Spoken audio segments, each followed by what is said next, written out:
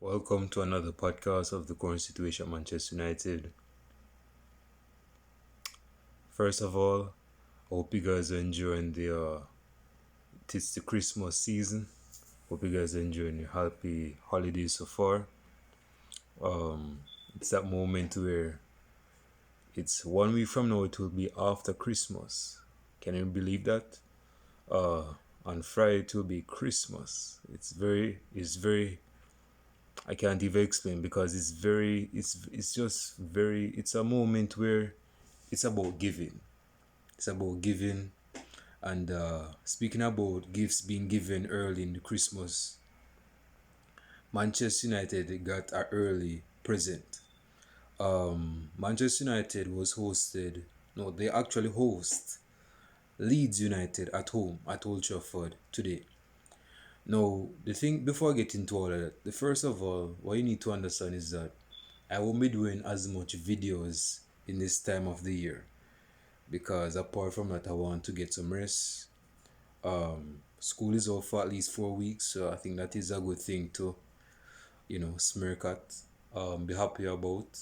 So I don't want to burn out myself by doing these video podcasts because I think Manchester United has a game on Wednesday. So if anything, I'm going to do my preview tonight, but after I give my match reaction for the game today, that was against Leeds United.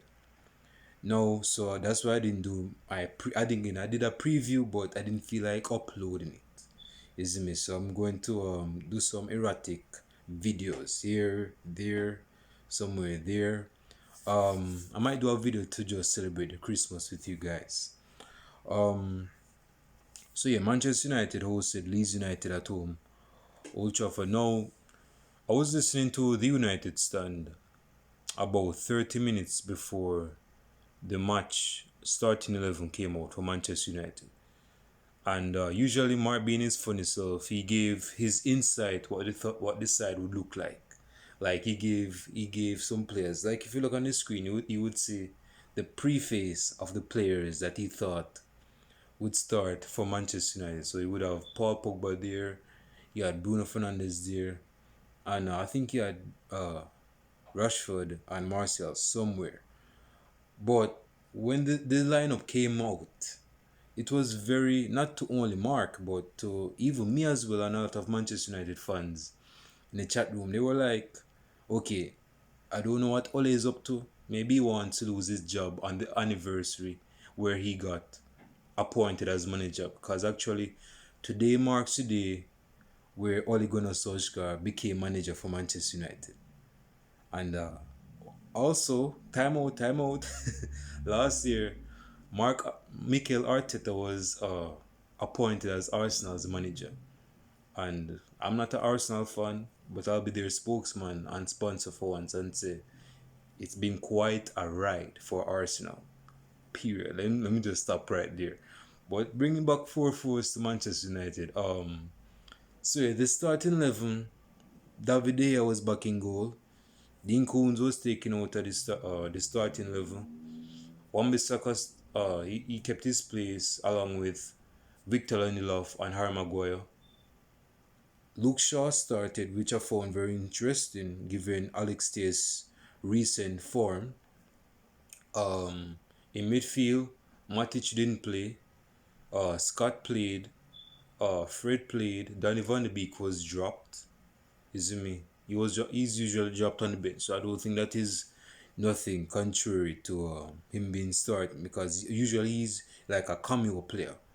And as relates to the top three are the Dons. That's Bruno Fernandes, Anthony Martial, and Marcus Rashford. I don't think I'm missing out any strikers. Daniel James actually started. Daniel James, let me repeat it. Daniel James actually started a match.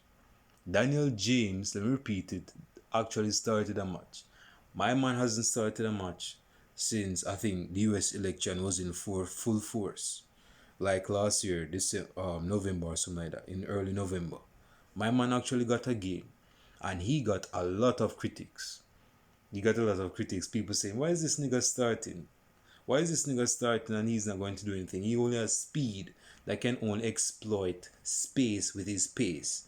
Anything else that's just zero waste. He has nothing else to his game. He has no technical ability. He has no real potentiality. He has no capability of beating any players. He's just running into players. He's not very tactful in his movement. You see me? And people were saying that all those type of comments on Twitter, on YouTube, but because a lot of persons were anticipating this game, because again, this is a rival match, and that's why Sir Alex Ferguson was in the stadium. Is me? He was going to risk it all. He had to come to the stadium and say, "Bro, I'm out of the game. Is me? But I'm going to see what's up with Manchester United. This is a rival match. I mean, Leeds United hasn't been in the league since 2004. That is something you just cannot ignore. You see me? And when they came back in the Premier League this season, people thought they would be a force to be reckoned with. Like they would be a black horse, a black stallion that would be more of a dominion to other opposition. But in this particular match, they were taken aback.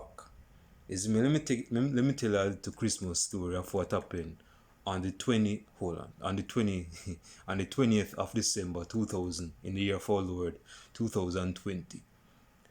People say Christmas doesn't come early. They say you cannot open your Christmas gifts so early. Well, Manchester United may have something contrary to say about that, because at Old Trafford, mind you, I'm the storyteller now. At Old Trafford, given the starting level I just talked about, Manchester United, people were expecting, okay, maybe this is going to be a 1-0 win to United, or Manchester United might actually lose in this particular game, because again, Leeds, well, Leicester City beat Tottenham, so Tottenham is below us right now as I speak. But Leeds United, they were getting the hype. They were saying, yeah, we have decent players. Manchester United have decent players, but they don't really have a system. We have a system. We have a coach, the manager, is me, that has endowed his system and his style of play so that we can portray that on the pitch. Is Manchester United is just players. They're just squallwags. They're just chickens without a head. They don't have any game plan. They don't have any style of play to display.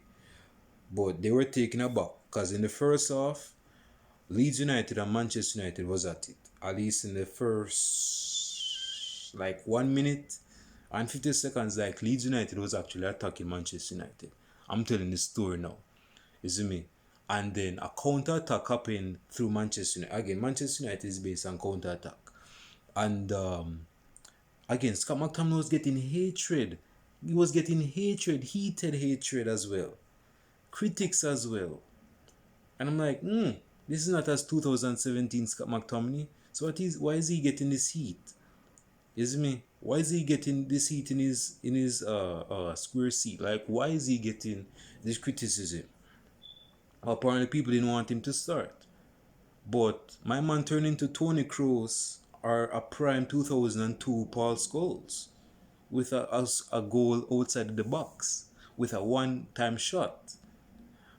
That shut up some critics, but people were saying, man, if Scott McTominay gets another goal, yeah, I ain't go criticizing that much. I might just cut him some slack and see what's up in the first half.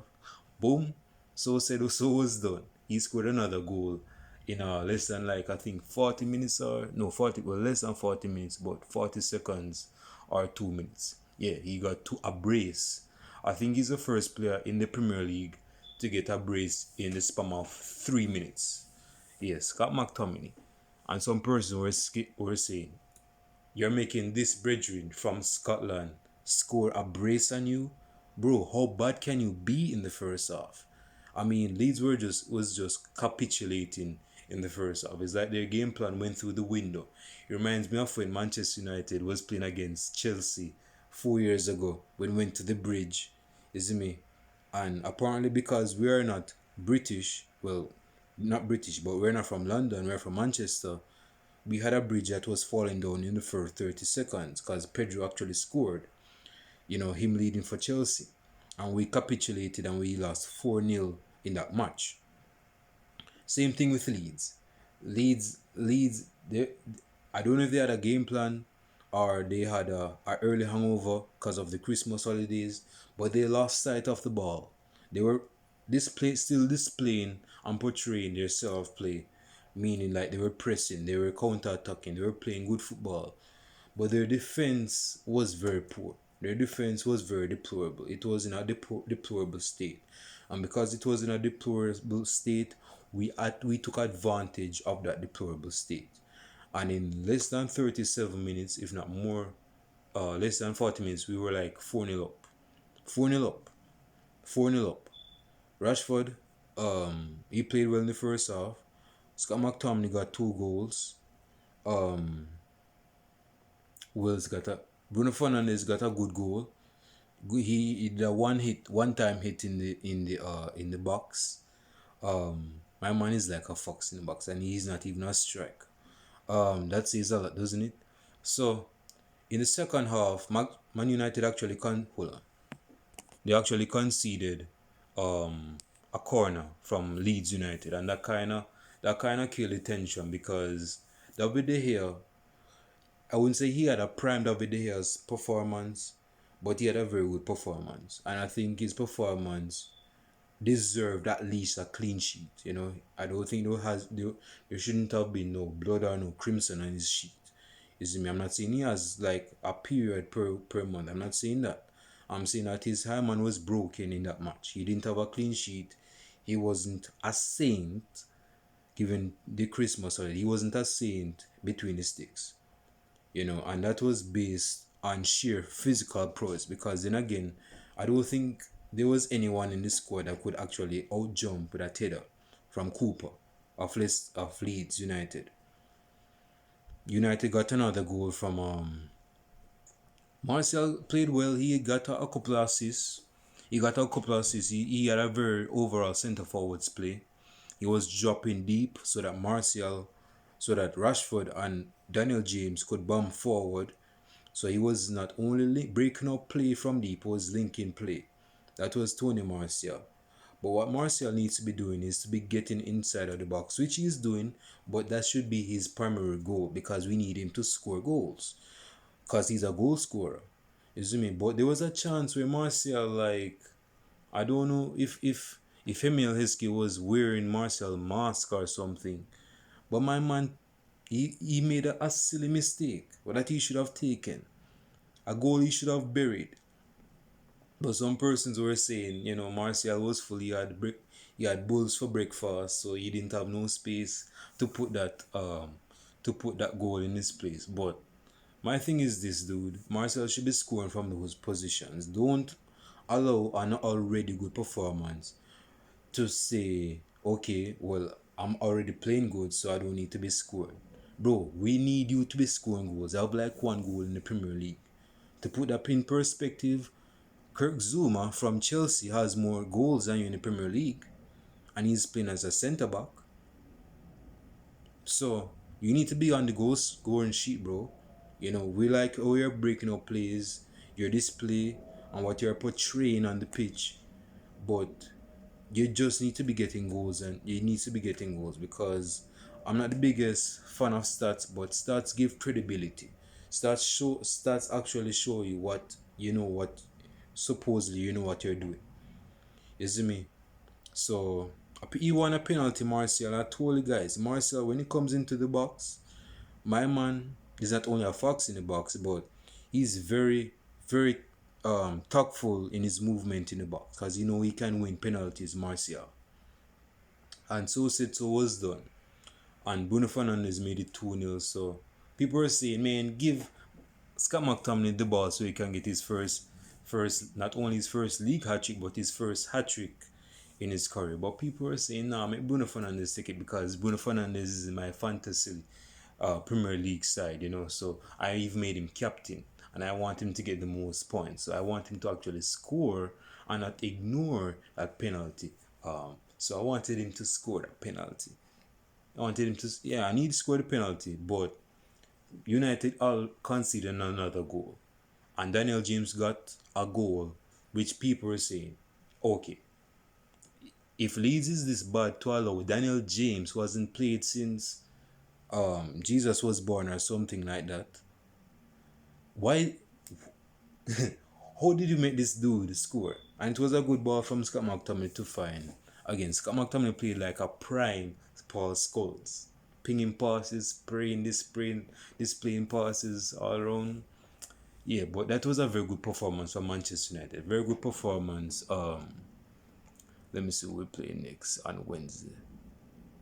I know it's you know what? I might not do a preview. I ain't go bother my head too much because again, we're playing on Wednesday, and it's just Sunday night, so I ain't go bother you guys too much. But given that display from Manchester United, we're now in third place in the Premier League table. Tottenham dropped points. Excuse my French. They dropped points because they were in second place. Now they're like in fifth place. They're on 25 points. We're on 26 points with a game in hand. And we have Liverpool on top of the league right now. You see me? People are off. Manchester United fans are asking, is it possible that after 8 years of not winning the trophy, is it possible that we can actually win the trophy, the Premier League trophy this season? Because again, we're out of the Champions League. We got knocked out by RB Leipzig. We have the Euro League that we can actually win if we utilize our players properly. We're in the FA Cup, which hasn't really started as yet. And finally, I think we got knocked out of the English League Cup. I don't think so. Well, it's a blessing. It's a two-edged sword and a positive thing, because again, players won't be sacrificed for stamina to play so much games in a small span of time. And on the other end, even if we're in that, we can use that as a carrot on the stick type of trophy. So for example, if we don't win this trophy, we can say, okay, we won this trophy instead. You see me? Because although there are a lot of players, there are some players that are programmed to play in this league, in the English league, and we have some players that for the Euro League and the Champion and the Premier League. So with that being said, I think it's in Manchester United's best interest to try go for the Premier League. Liverpool will drop points. Liverpool is not God Almighty. Liverpool is not immortal. Liverpool will drop points, and it's in Manchester United's best interest to actually bounce and pounce on the weaknesses and the vulnerability of Liverpool. Again, Liverpool, I think we'll be playing Liverpool sometime this month or next month. You see me? So we need to have a very set style of play so that we can display against Liverpool and other sides that might be tricky, because we have Everton to play. I think we're playing them next at Old Trafford, and we have Leicester City. Leicester City won against Tottenham today, so that's going to give them a bolster of confidence.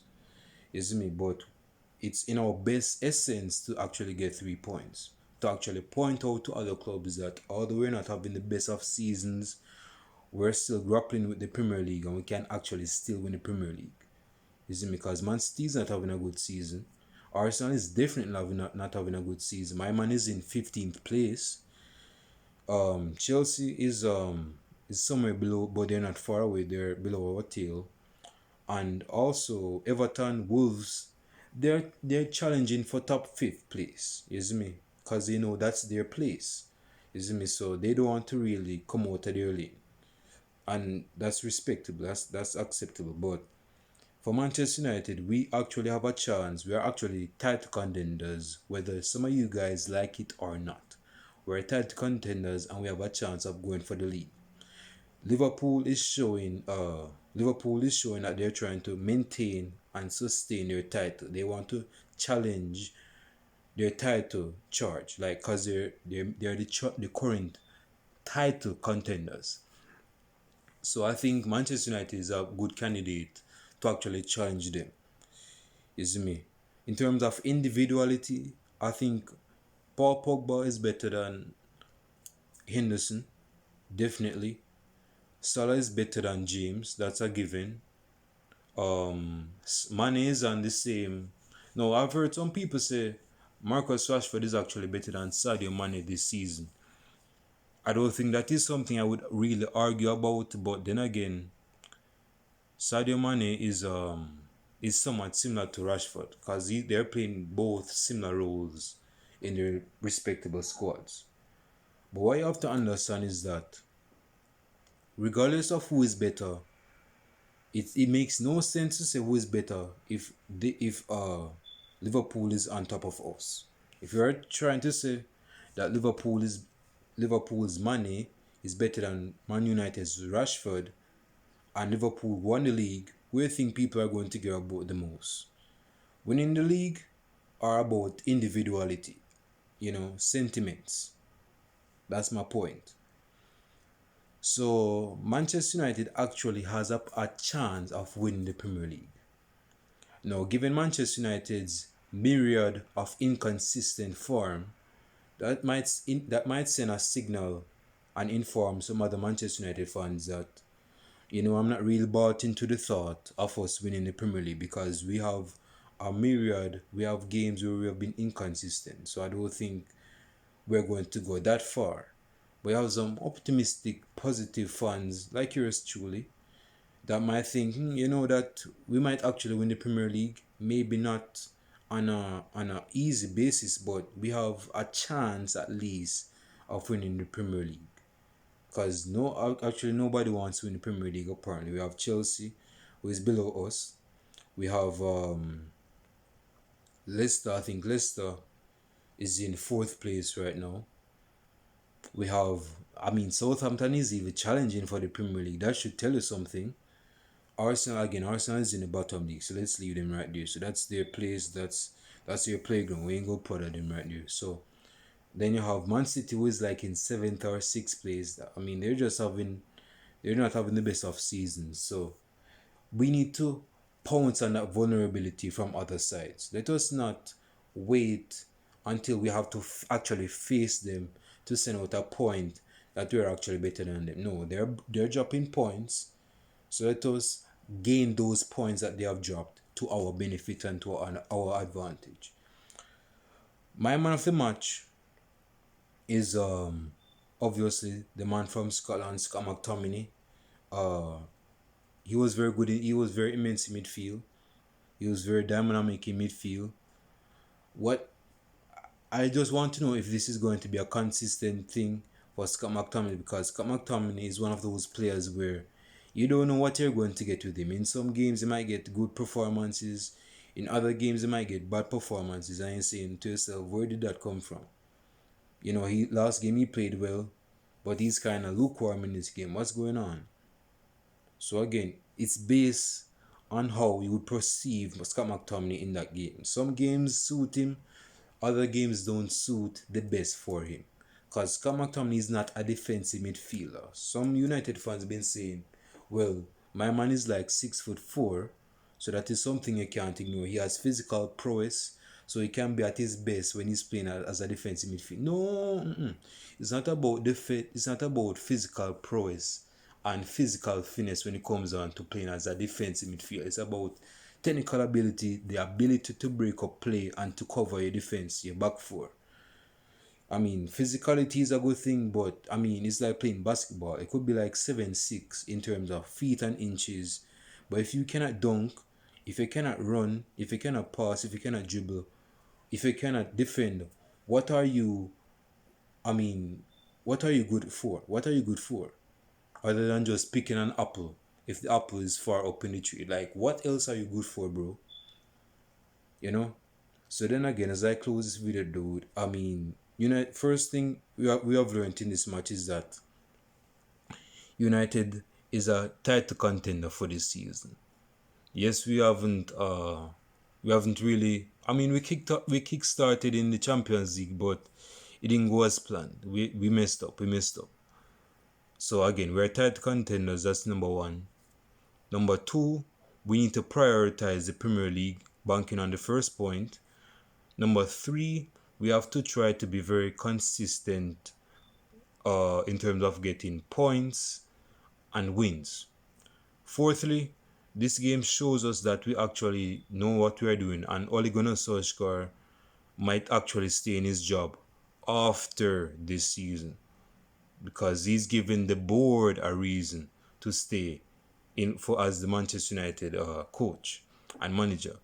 So again, there are certain players that is on the fringes, like for example Paul Pogba, Daniel James, Odion Igalo. I think Odion Igalo is actually leaving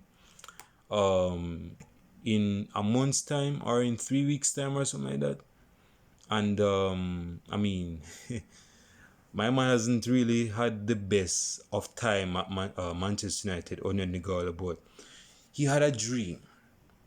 As Martin Luther, see I'm messing up his name, Martin Luther King Jr., because there's another Martin Luther out there. He's passed away now, God bless his soul. But yeah, as Martin Luther King Jr. would say, I have a dream. Odion Igalo had a dream, and he fulfilled that dream. You see me? Although it had a year contract, he still fulfilled that dream. His dream was to play for Manchester United when he was a child. He came, he saw, he conquered. So he can leave on the best of pretenses. He's not going to leave with no heat or hatred against the players that he used to play or portray with. He's going to leave the premises, the property of Manchester United with a big smile on his face, and you would think that smile is in contention of him being the next Joker in the next Batman series to replace Heath Ledger as the Joker, you know. But my man is happy. I think he's content with what he has done for Manchester United. Although it's not really on a legendary form or a platinum form or even a playground. Again, he scored decent goals for Manchester United. He scored crucial goals. But I think I'm going to do a farewell video for Odion Igalo. I don't want to, mix this up with passion and emotion. But yeah, I just want to send Igalo on his way. Okay, boy, thank you very much. Thank you for your form at Manchester United. But I want to do it in a more formal way to show my passion, my love for the guy, the Nigerian, the big Nigerian. So yeah, again, so my man of the match is Scott McTominay. Who is your man of the match? Give your thoughts on the match. What do you think the match? Because I'm basically tired right now, so I'm just rambling. Leave your comments down below on your thoughts on the United match against Leeds United, your man of the match. Like and subscribe to the channel, and I'll show it to you guys in the next video podcast. That might be the preview, I think, against Everton at Old Trafford. I have to say, I think I'm going to do that either Wednesday. No, not Wednesday. I don't do previews on Wednesday if you're playing on Wednesday, but maybe Tuesday night or tomorrow night. I'll see. But man, Manchester United is a title contender for this season. Like it or not, there you have it. So hope you guys enjoy the rest of your week. Enjoy the rest of your holidays, and I'll show it to you guys in the next video podcast. Peace, and I am out.